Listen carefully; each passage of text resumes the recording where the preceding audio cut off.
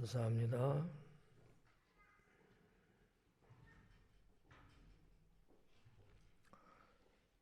오늘 읽은 본문 말씀은 성경의 복과 화에 대해서 제목으로 잡았는데 이 말씀은 한 두 가지로 이렇게 분리해서 볼 수 있습니다. 하나는 예수님의 제자들을 향한 말씀이고요. 뒷부분은 그 자리에 모여있는 백성들을 향한 말씀으로 구성이 되어 있어요. 성격이 이제 그렇다는 거죠. 제자들에게는 복에 대한 말씀을 하셨고, 그 예수님 앞에 모여있던 사람들에게는 화에 대한 말씀을 하셨습니다. 어떻게 보면 상당히 좀 이혼론적이고 극단적인 이렇게 좀 분류가 되어 있는데, 아마 나름대로 예수님은 이 내용에서 전하고자 하는 메시지가 분명하지 않은가 이렇게 볼 수 있습니다. 20절부터 한번 보도록 할게요. 예수님께서 눈을 들어 제자들을 보시고 이르시되, 그래요. 예수님께서 눈을 들어 제자들을 보셨다. 눈을 들어 제자 봤다. 이 말이 어떻게 보면 이 26절까지의 내용을 이해하는데 도움이 될 수 있는 단어라고 볼 수 있습니다. 제자들을 봤다는 거거든요. 그러니까 여기는 지금 12제자도 있고, 또 예수님을 따르는 제자들도 있고, 일반 백성들도 있고, 때로는 바리새인과 서기관들도 있고, 많은 사람이 이제 모였는데, 이 평지수훈이라고 말씀드렸잖아요, 지난주에. 이 평지수훈을 전할 때에 예수님은 누구를 보고 말씀했냐면 제자들을 봤다는 거죠. 이게 여러분에게 이해가 안 되면 오늘의 말씀은 이해가 안 되는 거예요. 안 맞아요, 핀트가. 그러니까 말씀의 내용이 이거구나라고 할 수 있는데, 잘못하면 하나님 말씀은 헛되게 할 수밖에 없다는 거죠. 이 말씀을 누구에게 한 것이냐, 이게 중요한 거예요. 그러니까 다른 쪽에서는 아니지만 여기서는 그래요. 왜냐하면 죄송하지만 누가는 예수님의 그 말씀을 기록을 하면서 2인칭을 계속 썼다는 거예요. 이 무슨 얘기냐면 예수님의 제자를 지목해서 하시는 말씀이다라는 얘기거든요. 마태복음의 산상수훈에는 3인칭을 썼어요. 그들이라는 단어를 썼거든요. 이거는 거기에 모이는 자들을 향한 말씀이라고 볼 수 있어요. 그래서 심령이 가난한 자 이렇게 말했거든요. 마음이 가난한 자. 근데 오늘 누가복음에서는 마음이 가난한 것을 말하지 않았어요.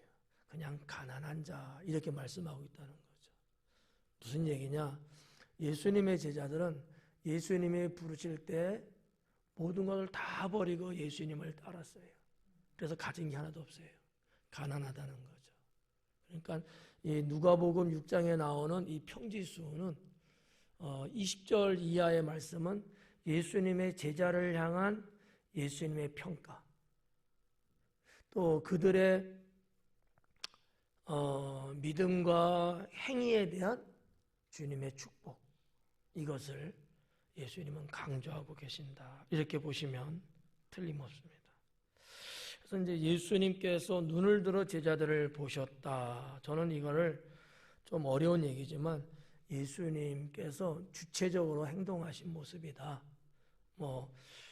일반적인 모습 아니고 누구에 의해서가 아니라 주님이 제자들을 봤는데 눈을 들어서 봤다. 그들을 명확하게 뚜렷이 쳐다보시면서 하시는 말씀이다. 이렇게 볼 수 있다는 거죠. 마태복음 같은 경우는 이 눈을 들어라는 단어를 쓰지 않았어요. 마가는 기록할 때 입을 열어 가라사대 이렇게 말씀을 했거든요. 근데 좀 어떻게 보면 좀 평범하죠. 근데 눈을 들어서 봤다는 얘기는 주시했다라는 거예요. 주목했다는 거거든요. 이것은 보편적인 것을 말하는 게 아니고 특수적인 상황을 의미하는 문학적 표현입니다. 그래서 저는 이거를 예수님의 주체적인 행동이다 이렇게 보고 있는데, 아무튼 예수님께서 눈을 들어 제자들을 보시고 이르시되 너희 가난한 자는 복이 있다. 너희 가난한 자. 제자들을 보시면서 너희라 그랬거든요. 그러니까 분명히 이 말씀은 누구에게 하는 말씀이냐? 제자들에게 하는 말씀이다라는 거죠. 많은 사람이 모여있지만 유독 예수님은 예수님을 따르는 제자들, 자신의 모든 것을 다 내던지고 따랐던 12명의 제자들을 향한 말씀을 하고 있다 이렇게 볼 수 있습니다. 특히 여기서 이제 가난한 자 복이 있다 그러잖아요. 가난한 자. 가난한 자가 복이 있다 하는데 그냥 가난한 자가 복이 있는 건 아니에요. 가난한 자는 재수가 없다 그러죠. 가난한 자는 불쌍하다 그러죠. 가난한 자는 아무것도 아니다 이렇게 세상에서는 이야기합니다. 여기서 말하는 가난한 자가 복이 있다는 것은 조건부가 있어요. 그게 뭐냐? 하나님을 향하여 가난한 자. 이거를 너무 혼돈하면 안 돼요. 그냥 무턱대고 가난한 자가 복이 있다. 그럼 나도 가난해야 되겠네? 그거 아니에요. 주님을 위해서 가난한 자가 복이 있다는 거예요. 이게 정확하게 여러분들이 가져야 될 거예요. 내가 뭐 돈벌이 안 하면 가난할 수밖에 없잖아요. 게으르면 가난해지잖아요. 허프게 쓰면 가난해지잖아요. 그런 자가 복 있는 건 아니에요. 얼마든지 많은 것을 갖고 있고 모든 것을 내 마음대로 할 수 있지만 주님을 위해서 가난을 선택한 자, 그 자가 복이 있다는 거거든요. 그래서 여기 지금 이 가난이라고 하는 이 가난한 자라고 이 가난이라는 단어를 썼잖아요. 이 프토코스라고 하는 단어인데 이 무슨 의미냐면 구걸할 만큼 가난하다는 걸 말하고 있는 거예요. 구걸할 만큼. 뭐 맛있는 반찬을 못 먹고 뭐 밥새끼 이런 개념이 아니고 먹을 것이 없어서 거리를 다니면서 구걸할 정도로 가난한 것을 말한다는 거죠. 프토코스라는 단어를 그 당시에는 그럴 때에 사용했다라고 하는 거죠. 그러니까 누가가 예수님의 말씀을 이 단어로 표현을 하고 있는 거예요. 얼마만큼 가난했냐는 거야. 제자들은 아무것도 없어요. 근데 원래 주님을 따르기 전에는 뭐 그들에게는 직업도 있었고 가족도 있었고 돈도 있었고 재산도 있었고 아마 인생의 꿈도 있었겠죠. 근데 그 모든 것을 다 내려놨어요. 지금까지는 내 거였죠. 내가 주인으로 살았거든요. 그걸 다 포기한 거예요. 그러니까 어느 정도 가난했겠어요. 동전 한 입도 없으니까 어떻게 해요? 살려면 구걸해야죠. 그 정도로 가난했다는 거죠. 주님을 위해서 그 정도로 가난을 선택한 사람은 복이 있다라는 거죠. 하나님을 내가 믿는다, 뭐 잘 믿는다, 뭐 그런 어떠한 말을 하면서 가난하지는 않으려고 한다면 그 자는 복이 없는 거예요. 상당히 고차원적인 신앙의 상당히 그 무거운 그런 말씀을 하셨어요. 여러분 한번 잘 생각해 봐요. 여러분은 가난해요? 가난하지 않아요? 가난하지 않죠? 복이 없는 거예요. 이따가도 말씀드리겠지만 우리는 거기에 대한 배부름을 다 얻고 살고 있다는 거지. 배를 골고 남들한테 구걸할 만큼 주님 때문에 그런 사람은 주님이 배부르게 해주시는 복을 받지만 그렇지 않고 나 쓸 거 다 쓰고 나 먹을 거 다 먹고 나 할 거 다 하면서 내가 하나님을 믿는 데는 하나님의 복을 상상할 수 없다라고 하는 거죠. 이 말씀은 제자가 무엇이냐라는 것을 말씀하는 내용이다라는 거죠. 일반 백성들에게 이 말씀을 한다는 것은 제가 볼 때 무리수예요. 무리수. 그럼 예수님도 이 말씀을 할 때 아까도 말했지만 제자를 딱 찍어서 하신 말씀이거든.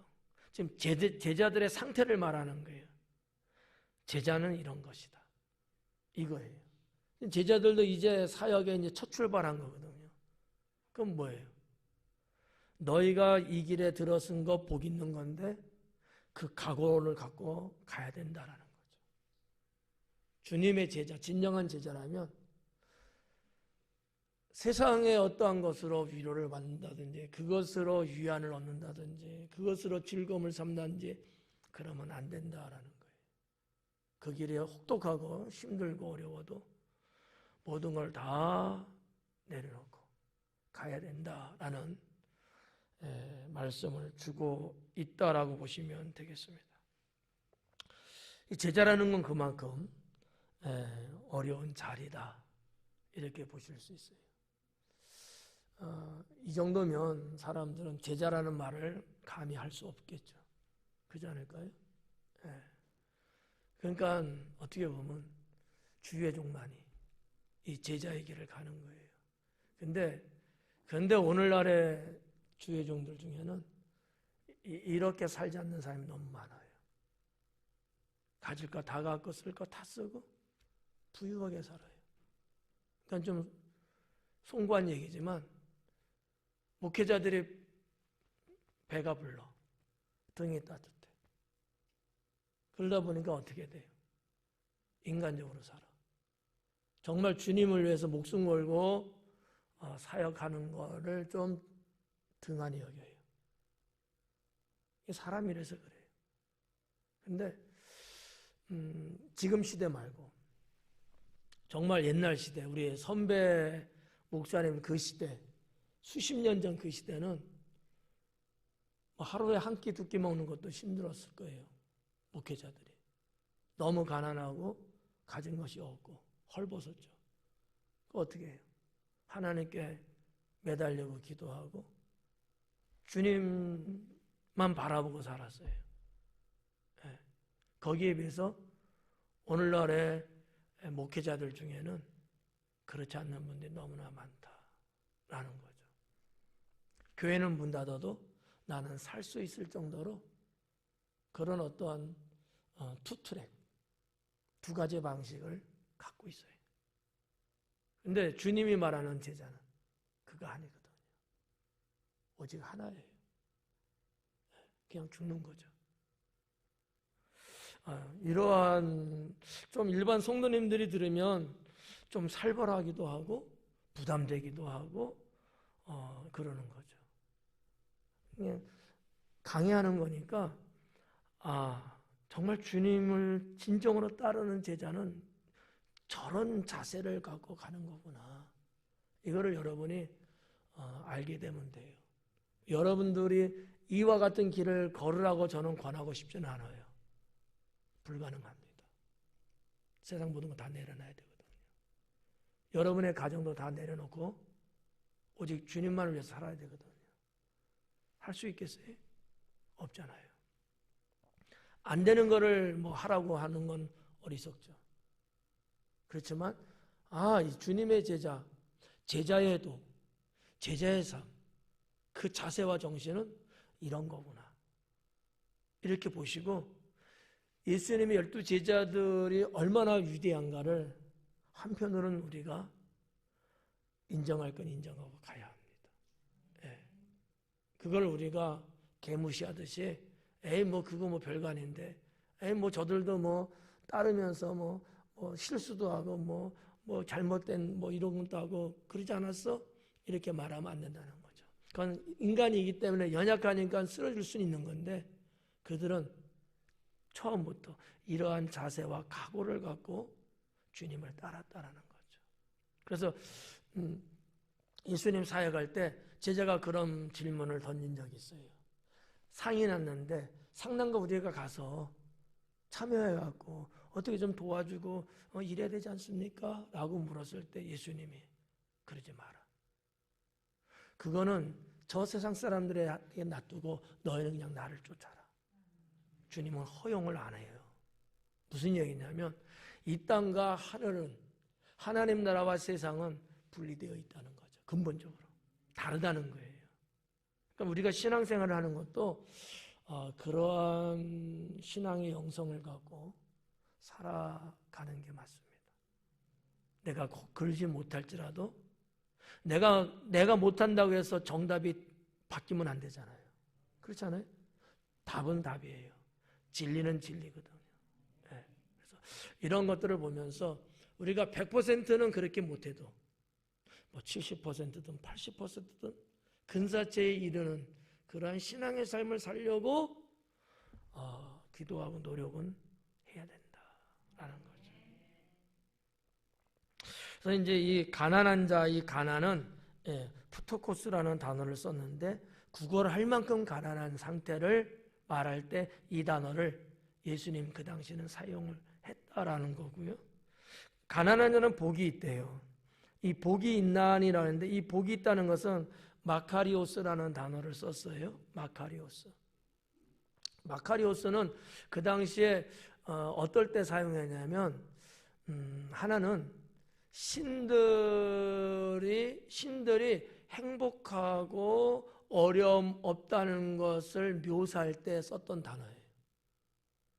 로마나 그리스에는 신들이 상당히 많잖아요. 그들의 세계에서 신에 대해서 이야기할 때 마카리오스라는 단어를 썼는데 어떨 때 썼냐? 신들은 행복하고 어려운 게 전혀 없어. 신들이니까.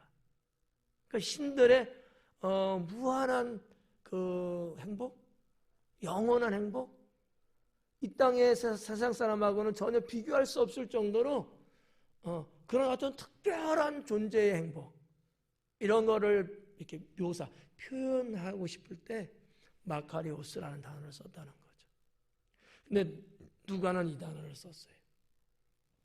그러면 이제 신에 대한 헬라어 근본적인 의미는 이제 그런데, 근데 일반적으로도 쓰는 경우가 있었어요. 그 어떨 때냐면 보통 이렇게 사람들한테 사용할 때는 뭐 예를 들면 이런 거예요. 근심 없이 부유하게, 근심 없이 걱정 없이 부유하게 살아가는 상태, 그런 행복. 근심이 전혀 없고 부유함으로 행복을 누리며 살아갈 때 마카리오스라는 단어를 썼다는 거죠. 근데 사람들 중에는 이렇게 사는 사람이 있을까 없을까요? 있어요. 인간이 추구하고 싶은 소망이기도 하고요. 인생 살면서 정말 근심 없이 살았으면 좋겠다. 정말 이렇게 부족함 없이 뭔가 좀 풍부하게 든든하게 좀 살았으면 좋겠다. 이건 인간의 욕구 1원칙이에요. 사람은 누구나 다 그렇게 살고 싶어 해요. 근데 정말 그렇게 산 사람이 있어요. 이거는 불가능한 건 아니야. 근데 이 마카리오스라는 단어를 누가는 이걸 쓰면서 제자들이 받는 복은 그런 거다라는 거지. 근데 이것도 사실 아이러니한 거예요. 왜 아이러니하면 마카리오스라는 단어를 이 땅에서 누리는 어떤 행복에 대한 것을 의미하는 단어로 썼거든요. 근데 제자들은 이 땅을 살면서 그렇게 사는 삶이 없어요. 그래서 예수님은 후반부에 하늘의 복에 대한 말씀을 하고 있는 거예요. 그러면 뭐예요? 이 땅을 살면서는 모든 걸 다 내려놓고 버리고 살아감으로 인해서 인간적으로 볼 때는 불쌍하잖아요. 그러나 이들에게는 하늘의 복이 있다는 거예요. 이 땅에 복이 있다는 말씀만 안 하셔요. 구분 갈까요? 네. 우리가 제자로 살면서 이 땅의 복을 받는다는 희망은 제가 볼 때는 고문이에요. 그건 아니에요. 그 복은 하늘이 주는 복, 그거로만 가능해지는 거예요. 세상에 주는 복은 기대하면 안 된다. 기대하는 순간 제자로서 이탈합니다. 제자의 그 자리에서 이탈하게 돼요. 가룟 유다도 그런 케이스예요. 하늘의 복, 하나님 주시는 복만을 받아야 되는데 이 땅의 복을 은근히 그는 생각하고 거기에 유혹됐어요. 그러다 보니까 제자의 길에서 이탈할 수밖에 없었던 거죠. 이 의미를 여러분들이 이해하셔야 돼요. 제자는 아니지만 믿음으로 사는 성도로서의 여러분도 마찬가지예요. 하나님이 주시는 복을 받고 그 축복의 부유함 속에서 살려고 해야지 이 땅에서 갖게 되는 어떠한 부유함, 거기에 마음을 실으면, 거기에 마음을 뺏겨버리면 신앙에서 이탈하게 됩니다. 신앙으로 안 살라고 그래요. 신앙 안에 있다고는 하지만 실상은 그렇지 않다라는 거죠. 그래서 대부분 교회 안에 있는 성도님들, 교인들의 분포도를 조사를 해보면 이게 극명하게 드러나요. 분명히 하나님 믿는다고 하는데 삶의 모습은 세상과 비슷해요. 왜 그래요? 이 땅의 부유함을 생각하고 있기 때문이죠. 그거를 잡으려고 하기 때문에 그래요. 그걸 잡으려고 하니까 세상이 요구하는 대로 가야지 내가 거절 못하거든요. 세상이 요구하는 대로 가야 돼요. 놀러 가자면 놀러 가야 되고, 쉬자면 쉬어야 되고, 하나님 뜻은 조금 뒤로 밀어놓고 그렇게 갈 수밖에 없어요. 왜? 세상이 주는 부유함을 가져야 되니까. 거기에 내가 욕심이 있으니까, 마음이 있으니까. 그러니까 신앙생활은 사실 이제 헛도는 그런 공존하는 신앙이 될 수밖에 없죠.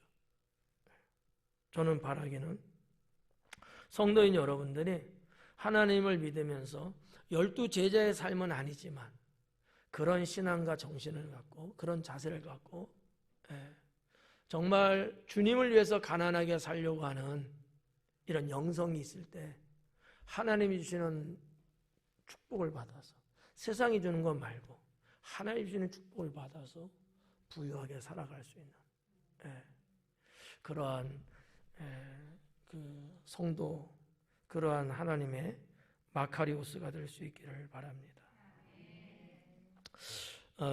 그 다음에 이제 하나님의 나라가 너희 것임이요. 이 말씀은 이제 앞부분에서 말씀 다 해드린 거예요.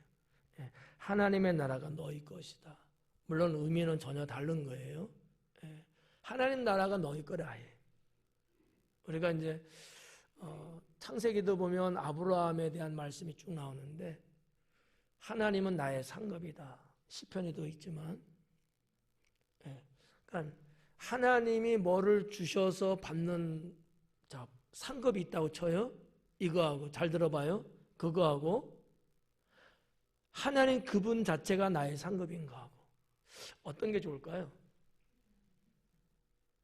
앞에 거, 뒤에 거? 뒤에 거. 그죠? 하나님 그분이 나의 상급인 게 좋지.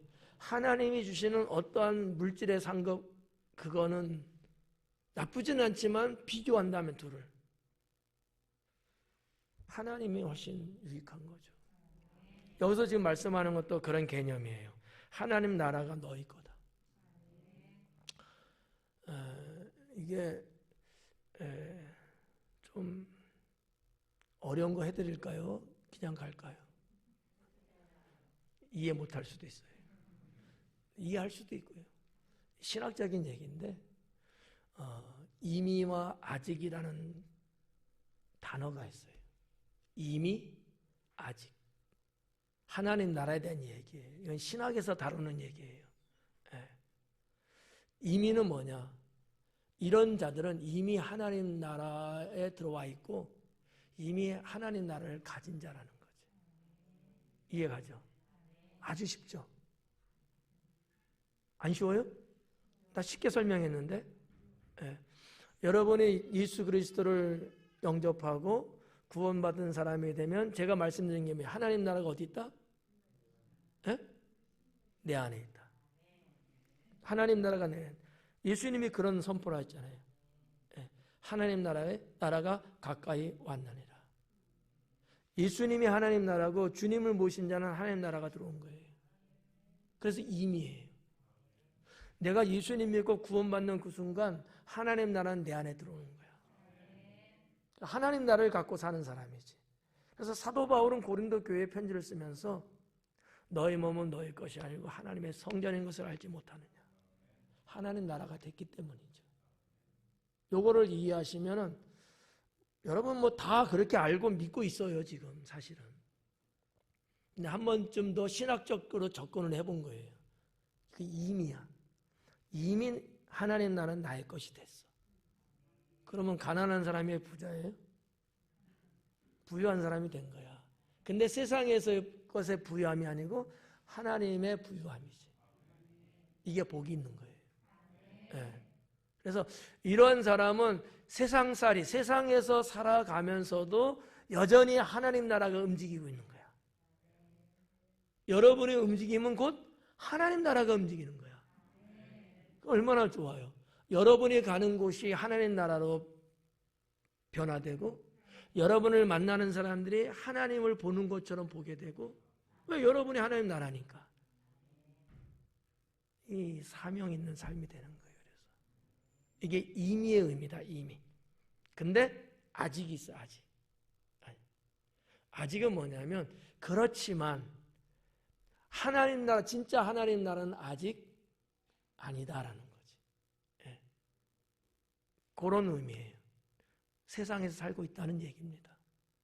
하나님 나라를 소유하고는 있지만 우리는 죽어서 가는 저 천국에 간 건 아니고 여전히 이 세상에 살고 있다. 이게 임의와 아직이라는 단어예요. 네, 임의와 아직. 그래서 뭐 영어로는 뭐 already, not yet 이라는 단어를 쓰죠. not yet, 아직. 하여튼 그래요. 어려운 건 아닌데 이게 이런 말씀을 이미부터 들은 분들은 어렵지 않아요. 여러분들은 제가 여러 차례 이런 말씀들을 전해드렸어요. 하나님 나라에 대해서. 그러면은 어렵지 않아. 근데 그런 게 생소한 사람은 이해를 잘 못할 수 있어요. 네. 자, 아무튼 그렇게 넘어가서 하나님의 나라가 너희 것임이라. 임의예요. 이미 받았다는 얘기야.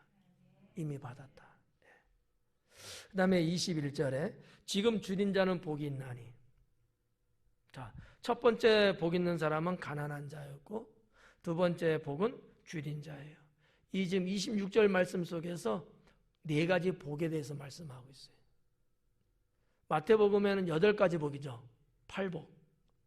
여기서는 4복을 말하고 4가지 화를 말하고 나머지 4가지는 다른 곳으로 더 가서 말씀드려요. 제가 지난주에 말씀드렸죠. 마태복음에 나오는 산상수훈은 집약돼서 같은 자리에 쫙 이렇게 있는데 누가복음을 통한 평지수훈은 이렇게 분산돼서 그 필요한 부분 적재적소 때 말씀하고 있다. 이렇게 말씀드렸죠. 뭐 몰라도 상관없어요.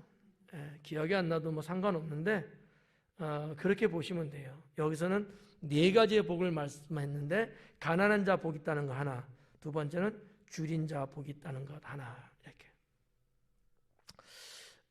이 줄인 자는 복이 있다 그래요. 근데 독특한 게 뭐냐면 지금이라는 단어를 썼어요. 현재형을 썼어요. 그러니까 제자들은 지금 가난한 거 지금 줄이고 있는 상태예요. 누군가 먹을 거 안 주면요 먹을 게 없어요. 지금 상태가 그렇다는 거죠.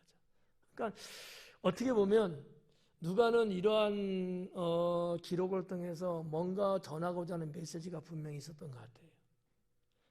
믿음이 뭐냐라는 거지. 지금이라는 거예요. 지금. 제가 나중에 할게요. 그거 아니라는 거예요. 지금. 주님을 위해서 고난받는 것이 지금. 네. 이 굶주림이잖아요. 줄인 자라는 것은 굶주린 거거든요. 지금 굶주린 자는 복이 있다. 누구를 위해서? 주님을 위해서. 네. 그래서 때로는 우리가 뭐 금식기도도 하기도 하고, 때로는 복음 전하는 사역을 하다가 남들처럼 먹어야 되는데 먹지 못하고 배고리 하는 경우들이 있을 수 있거든요. 그런 자는 복이 있다는 거예요.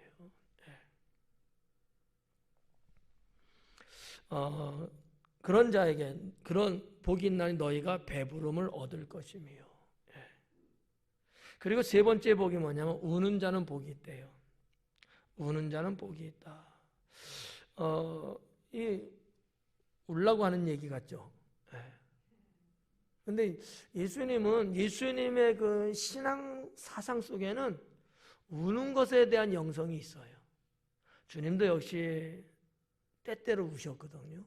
기도하시면서도 우셨고, 예루살렘을 바라보면서도 우셨고, 문영혼들이 죽어가는 모습을 보면서도 우셨고, 주님은 좀 뭐 만인지 아닌지 모르지만 3년 사역 내내 우시는 모습을 보여주셨고, 그리고 또 백성들에게 울라고 하셔요.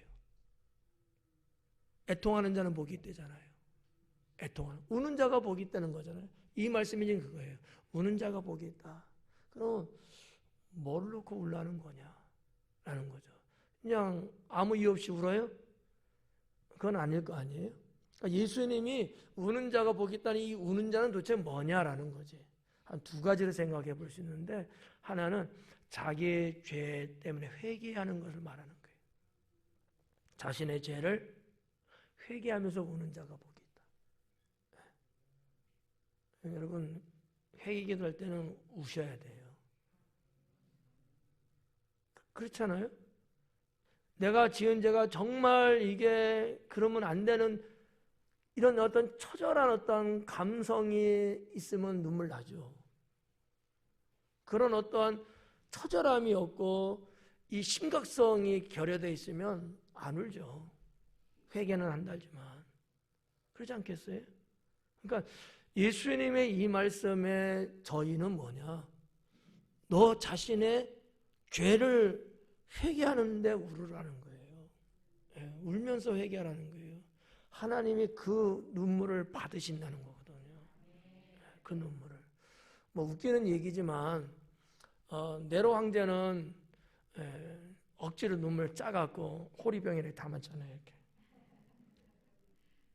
이게 인간 세계에서 가장 가치 있는 것 중에 하나가 눈물이라는 거죠. 사람의 눈물. 사람이 사람의 눈물을 보면 마음이 약해지고 공감이 가고 뭔가 선함이 유발될 수 있어요. 사람의 마음을 감동시킨다는 거죠. 그냥 찡하잖아요. 누가 우는 거 보면. 그러잖아요.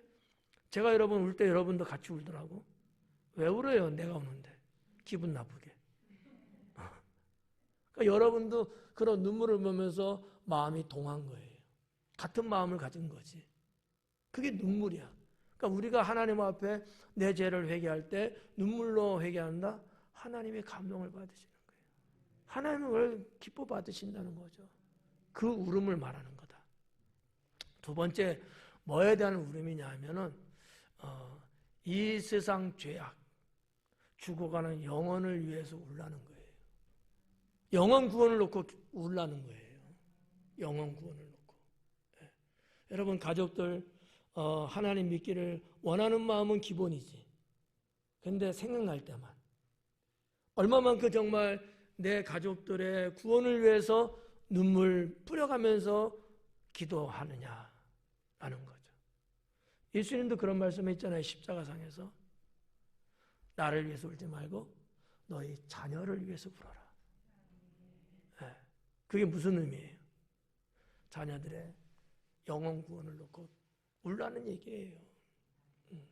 그러니까 예수님은 이렇게 울음에 대한 말씀을 하는 이런 자가 복이 있다는 거예요. 맹숭 그냥 뭐가 뭔지도 모르고 충청도 말로는 뭐라 그러지? 바보 뭐라 그러지? 시절처럼 가지 말고. 자, 또 이 정도로 여러분이 다 뭐 이해하고 있는 것 같으니까 세 번째가 우는 자가 복이 있는 거고요. 그 다음에 이제 22절에 보니까 인자로 말미암아 사람들이 너를 미워하며 멀리하고 욕하고 너 이름을 악하다 하여 버릴 때는 너에게 복이 있다. 이게 어떻게 보면 이제 핍박에 해당되는 내용일 수 있어요. 의를 위하여 핍박받는 자는 복이 있다. 근데 여기 지금 네 가지 단어가 나와요. 네 가지 단어가. 한번 볼까요? 너를 미워하고. 네. 사람들이 여러분을 미워하는 거예요. 이유 없이. 하나님 믿는다고, 잘 믿는다고, 자기들하고 같이 놀아주지 않는다고 미워하는 거예요. 네.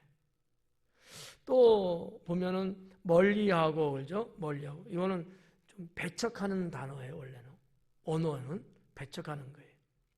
따돌림이죠. 왕따시키는 거죠. 그걸 말하는 거예요. 멀리하고, 그다음에 욕하고. 네. 너 이름을 악하다 하여 버릴 때에는, 이 버린다라는 단어가 써졌는데 이 그 헬라어의 의미가 뭐냐면 이런 거예요.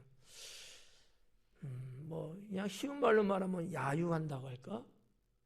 이제 상황 설명에 대한 얘기를 하면은 무대가 있잖아요. 이렇게 무대가 있잖아요. 뭐 극단이나 이런 데 무대가 있잖아요. 그 옛날에도 무대가 있거든요. 그 뭐 예수님 당시나 초대교회 1세기 그때도 이 시장 같은데 아고라 광장에 가면 이렇게 무대가 있고, 또 나름대로 그 시랍인들, 로마이나 이런 시랍인들은 이 드라마 같은 연극 같은 걸 상당히 좋아합니다. 그런 문화를. 그 문화를 상당히 좋아하거든요. 심지어는 그 원형 경기장에서 짐승하고 크리스찬들을 놓고 그 죽어가는 모습을 즐기잖아요. 그게 다 그 문화에서 온 거예요. 그러니까 그런데 배우가 단상에 올라갔어요. 근데 청중들이 마음에 안 들었나 봐. 그래갖고 막 야유를 보내는 거야. 야유를. 그러면 배우는 어떻게 될까? 결국은 무대에서 쫓겨나게 돼요. 그 단어가 여기 써진 거예요. 버릴 때는. 이 버린다라는 단어가 바로 그 단어라는 거지. 그러니까 우리가 예수님 때문에 신앙에 뭐 여러 가지 그런 이유 때문에 이렇게 내 주변 사람들로부터 야유를 받고 버림을 받을 수 있다는 거지. 이걸 무서워하면, 이걸 두려워하면 결국은 하나님을 버리게 돼요. 이렇게 버림을 받는다 할지라도 신앙을 지키는 너희는 복이 있도다. 그러니까 어떻게 보면 여기서는 말씀 문장을 아주 간결하게 썼어요. 버림당할 때 너희가 어떻게 하면, 이렇게 문장이 이렇게 써져야지 이게 자연스러운데 그게 아니고 단순하게 사람들이 너희를 버릴 때는 복이 있다. 너희 욕하면 복이 있다. 이런 거예요. 내가 욕먹으면 복이 있고, 사람한테 내가 왕따 당하면 복이 있고, 내가 사람들한테 배출당하면, 축출당하면 복이 있고, 뭐 신앙을 지키고 어쩌고 이런 건 아예 없어요. 누가 보면은. 그런 어떠한 현상을 내가 딱 당하면 복 있는 사람이다.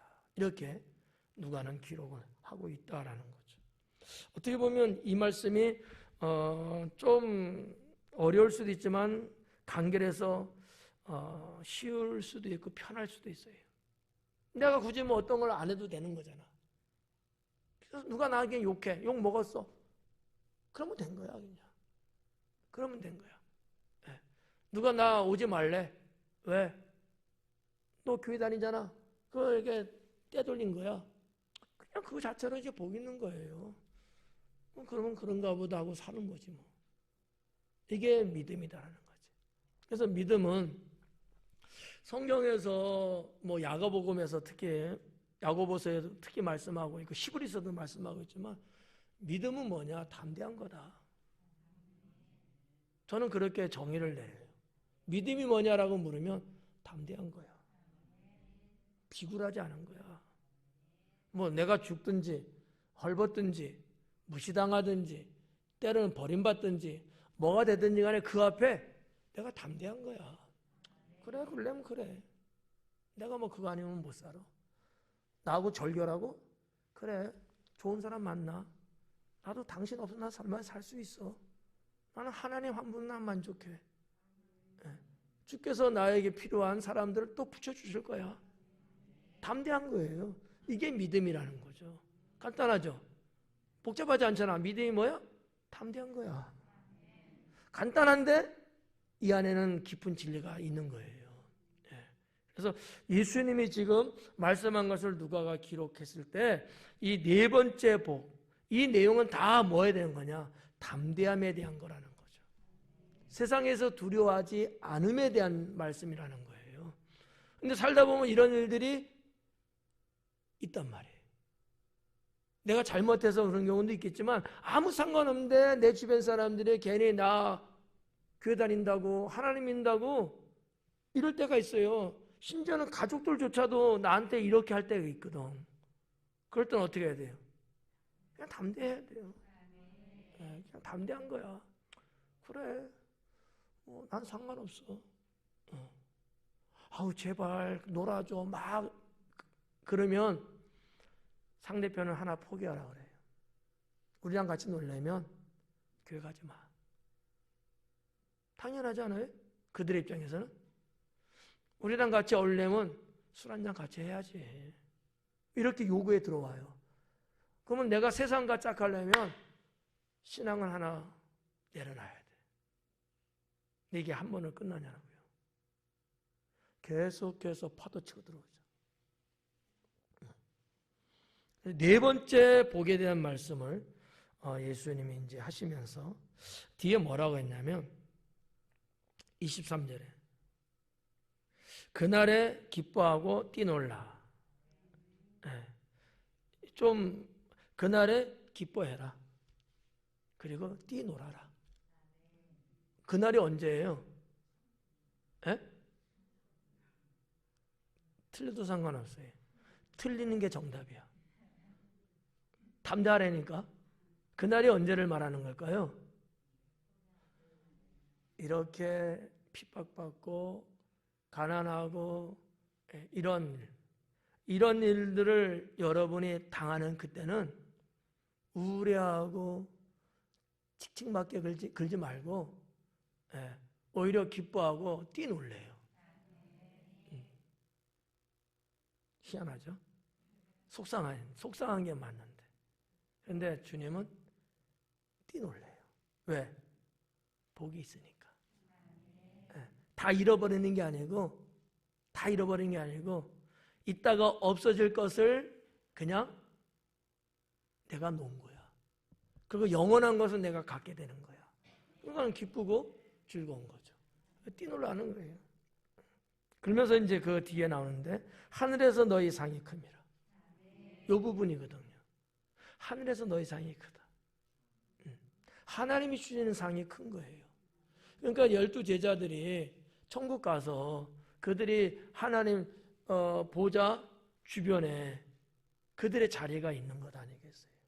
그들의 뭐 상은 이루 말할 수 없죠. 하늘의 상이 크다. 근데 이제 우리 성경에는 이제 나오지는 않았는데 원어 성경 헬라어에는 여기 그날에 기뻐하고 뛰놀라 보라라는 단어가 있어요. 이듀라는 단어거든요. 보라라는 단어가 있어요. 이거를 이제 번역을 안 했어요. 이건 무슨 얘기냐면 보라는 게 뭐냐면 어떠한 상황을 환기시키고 사람들의 시선이나 이목을 다른 데로 돌리기 위해서 쓰는 용어로 이두라는 단어를 쓰거든요. 헬러. 그게 보라는 거예요. 야, 봐. 이런 거 있잖아요, 우리가.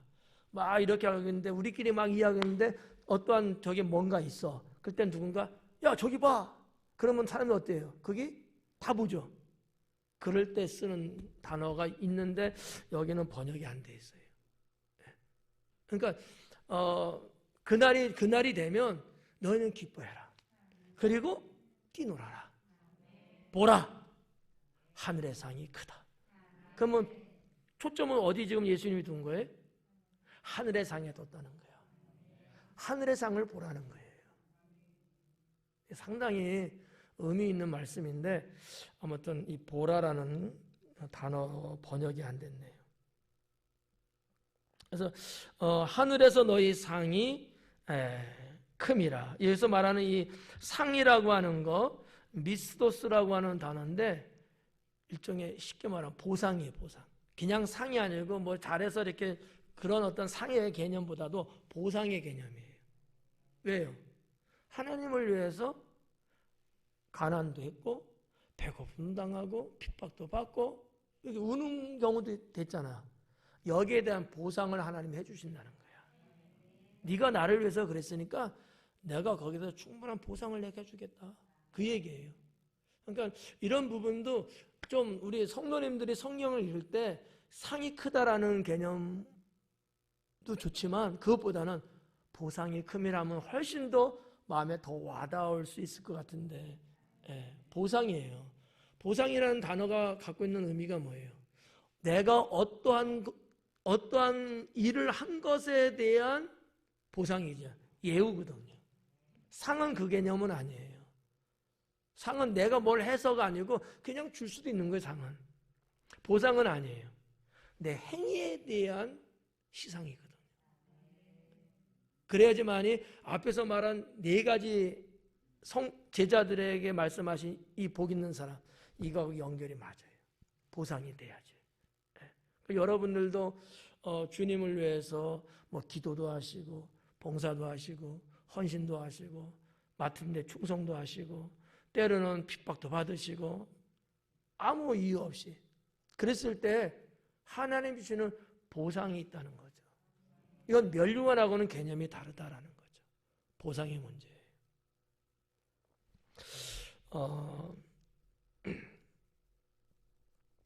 그 뒤에 보면 그들의 조상들이 선지자들에게 이와 같이 하였느니라 이렇게 돼 있어요.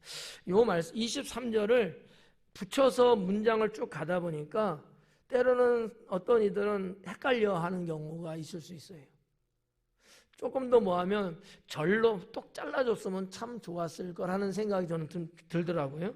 무슨 얘기냐면 그날에 기뻐해라. 그리고 뛰놀아라. 보라 하늘에서 너희 보상이 큼이라. 그리고 딱 끊어주면 여기까지예요.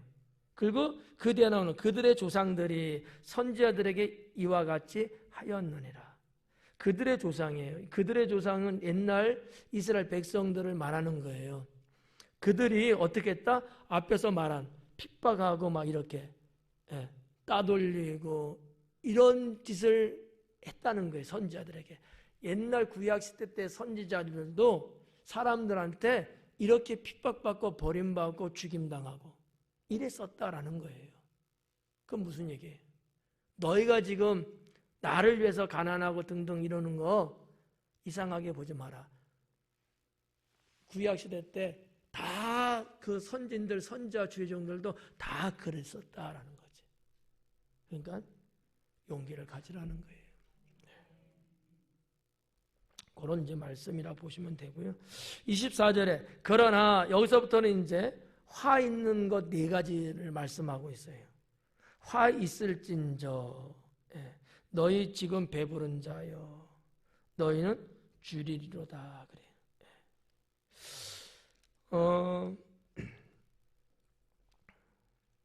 화가 있다. 그 다음에 너희 부유한 자. 여기에 대해서 이제 나오는데, 이 부유하다라는 것은 물질이 풍부한 자를 이야기합니다. 근데 물질이 풍부한 자가 화를 받는데요. 저주받는데요. 물질이 풍부한 자. 왜요? 주를 위해 쓰지 않았기 때문에.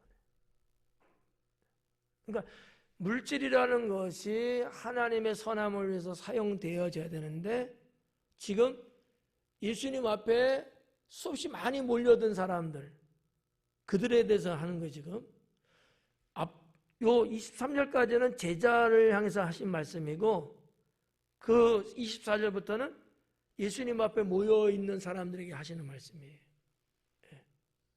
근데 그들에게는 화가 있다는 거예요. 왜? 부유한 자이기 때문에. 너희들이 부유함에도 불구하고 가난한 백성들을 위해서 쓰지 않았다는 거예요. 자기의 배만 불렸다는 얘기죠. 여기 이게 여러분 이 20절로부터 26절에 있는 말씀에 뭐라고 표현할까? 예수님, 좀 치사하다고 해야 되나? 세상 말로 말하면 예수님이 속보이는 듯한 그러한 부분이 상당히 암시되어 있어요. 무슨 얘기냐면, 봐봐요. 예수님을 따른다고 뭐 병고침 받겠다고 뭐 어쩌겠다고 수없이 많은 사람들이 몰려왔잖아요. 예수님의 관심은 어디에 있었을까? 제자들에게만 있었어요. 물론 병자를 고쳐주기는 하시죠. 귀신 들린 자 귀신 내쫓아 주시기도 하시긴 하시죠. 근데 정작 예수님의 관심은 그들에게 없었다. 주를 위해서 사는 자들에게만 있었다는 거예요. 우리가 뭐 다 알고 있는 현실이지만 수만의 백성들이 모이기도 했지만 그들 정말 다 주님을 따르는 결론적으로 그 자리에 있었을까요? 없었단 말이에요. 그냥 유행처럼 자기들의 흥에 의해서 자기들의 어떤 이익을 챙기기 위해서 몰려들고 등등 그랬지, 정말 그 기나긴 시간과 여러 차례 모이는 그 현장 속에서 주님을 위해서 가는 사람은 그렇게 없었다는 거죠. 그러니까 어떻게 보면 이게 오해할 수 있는데 잘 들으셔야 돼요. 예수님의 특히 요 부분에 있어서요, 요 본문에 있어서 예수님의 관심도는 모여있는 그들에게 없었다. 오직 제자들, 하나님 나라를 위해서 이렇게 살아가는 이들에게 있었다라고 하는 거예요. 네. 이게 이제 구원론하고 시간이 다 돼버렸네. 넘어가는데 구원론하고는 부딪힐 수 있어요. 구원론은 모든 백성이 다, 전 세계 모든 생명이 다 구원받기 원하는 게 하나님의 구원의 질 원칙이에요. 근데 지금 여기 예수님의 이 내용을 보면은 그것도 좀 아닌 것 같잖아. 관심도 없어. 에? 이거를 구분해서 들으셔야 돼요. 구원을 안 시킨다는 건 아니에요. 누구든지 예수님을 믿으면 구원받는 건 맞아요. 그런데 주님의 영혼 구원의 사역에 있어서 제자, 내가 부활 승천한 이후에 나를 이어서 복음을 전할 그들에게 있어서의 제자, 그 제자에게 예수님은 꽂혀 있었다라는 거죠. 좀 우리가 좀 새겨드리려면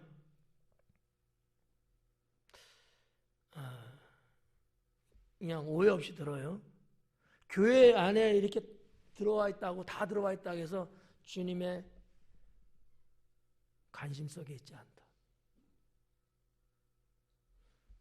하나님의 자녀들에게 있다는 거죠. 구원받은 백성에게 있다는 거예요. 예수님은 이 말씀을 사역하시면서 몇 차례 이야기했어요. 나는 잃어버린 양을 찾으러, 나는 잃어버린 백성을 찾으러 왔지, 내가 이방인에게, 내가 너에게 온 건 아니다, 이런 말씀하시거든요.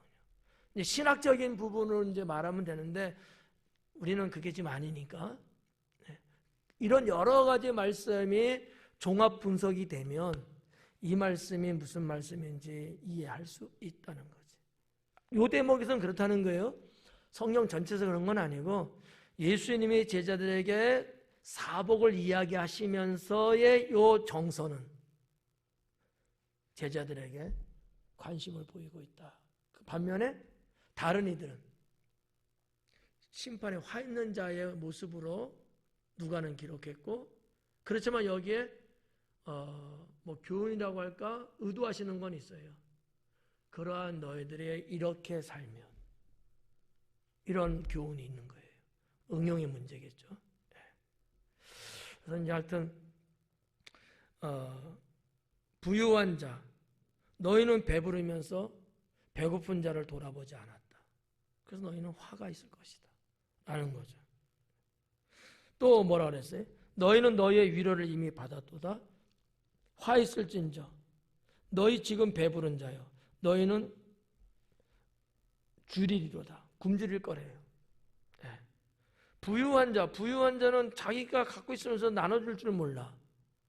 베풀 줄을 모른다는 거예요. 근데 여기서 줄인다는 건 배고픈 자에게 먹을 걸 안 줬다는 거예요.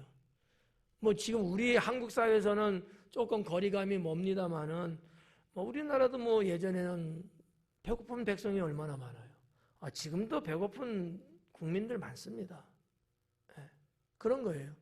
나의 소유를 나만 챙기는 것, 첫 번째. 두 번째는 먹는 음식에 대한 문제야. 인간의 욕구 중에 첫 번째가 음식에 대한 거잖아요. 잠자는 거, 뭐 먹는 거 이런 등등의 몇 가지 있잖아요. 근데 그거를 안 해줬다는 거죠. 심각한 거예요. 하나님 나라로 볼 때는. 하나님은 언제나 어떤 분이라고 그랬어요? 사랑이 많으시고 가난한 자, 과부, 고아를 불쌍히 여기시고 그들을 도와주라고 말씀하셨고 그에게 하나님이 복을 주신다 그랬거든요. 하나님은 그만큼 인생을 힘들고 어렵게 사는 사람을 언제나 챙기셨어요. 그런데 당시의 유대 백성들은 안 했단 말이에요. 그래서 하나님 심판받는다는 거예요. 그 다음에 화 있을진저 지금 웃는 자여 너희가 애통하며 울리로다. 지금 웃는 자여. 웃는 자예요. 지금 백성들은 지금 고통 속에 지금 눈물 흘리고 있는데 웃는 거예요. 여기서 이게 웃는 자라고 표현하는데 이게 헬라어로 보면 어떻게 웃는 거냐면 소리내 웃는 거예요. 깔깔깔깔대고 막 웃는 거예요. 근데 성경에서 그런 웃음은요 부정적으로 사용했어요. 믿음 없는 자라고 말하고 있어요.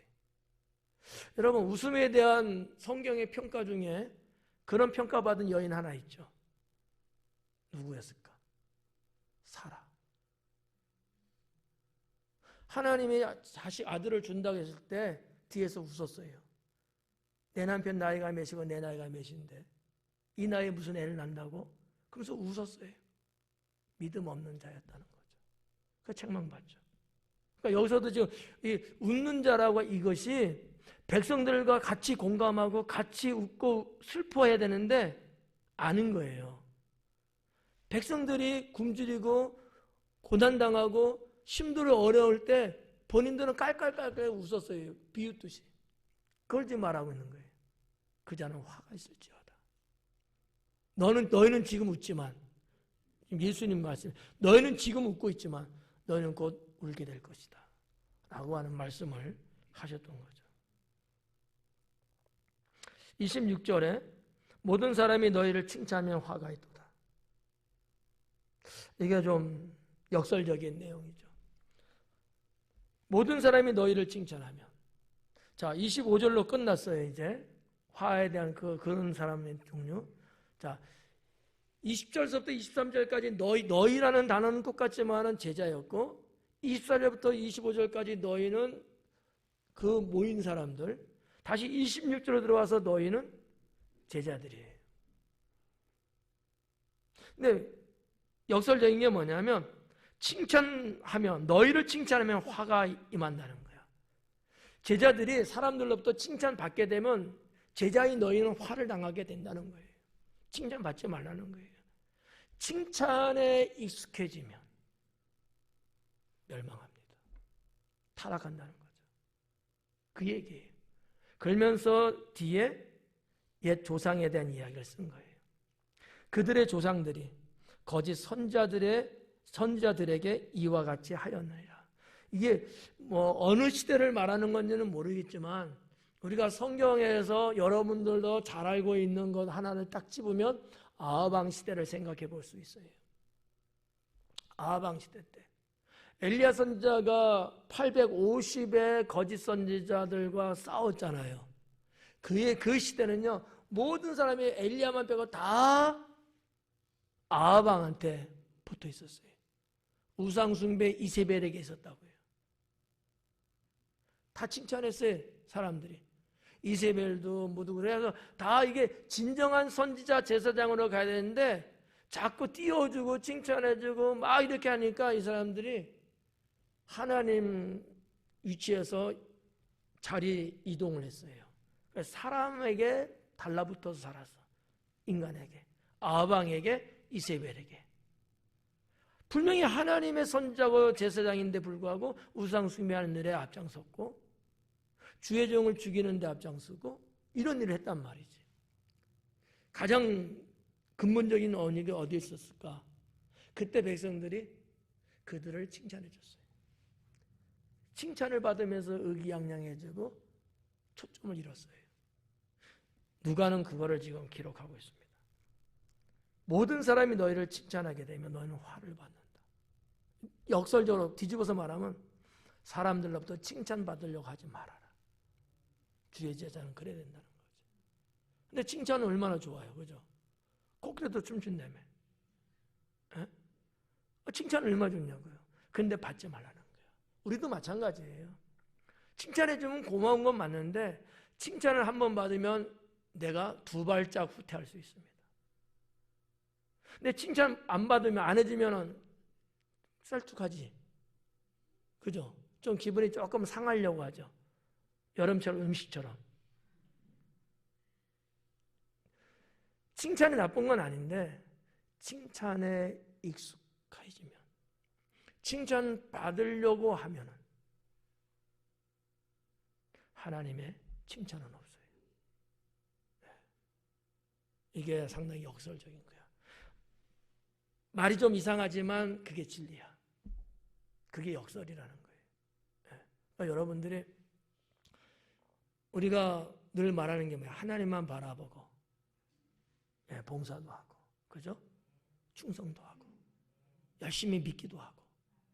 근데 사람이 하다 보면 사람들이 이렇게 칭찬해주면 뭐 양념처럼 뭐 그럴 수 있는데 그거에 마음을 두면 안 된다는 말씀을 드리고 싶어요. 뭐 이거 자체가 나쁘다는 건 아닙니다. 거기에 우리가 마음을 쏟으면 안 된다. 해주면 고맙기는 한데 칭찬 받으려고 그러면 안 되고, 칭찬 안 해준다고 속상해하고 그러면 안 되고, 칭찬 안 하는 건 당연한 거 이렇게 봐야 돼요. 네. 왜? 우리는 칭찬을 누구한테 받아요? 하나님께 받아요. 네. 그래서 성경에 뭐라 그랬어요? 사람에게 이 세상에서 상을 받으면 하나님께 받을 상이 없다는 거 아니에요. 같은 맥락이에요. 그래서 사람들로부터 칭찬받으면 화가 있을 것이다. 그런 사람 치고요, 제대로 끝까지 가는 사람이 거의 없습니다. 다 중도에 다 이탈합니다. 사람들의 칭찬에 익숙해지면 인본주의로 빠집니다. 그 사람한테 아양 떨어야 되고요, 사람들 더 칭찬받고 싶으니까 더 잘하려고 사람 앞에서 그렇게 됩니다. 무서운 수렁에 빠질 수 있어요. 그래서 마지막 26절에서 그런 부분들 좀 여러분 잘 좀 헤아리면 좋겠습니다. 기도하겠습니다.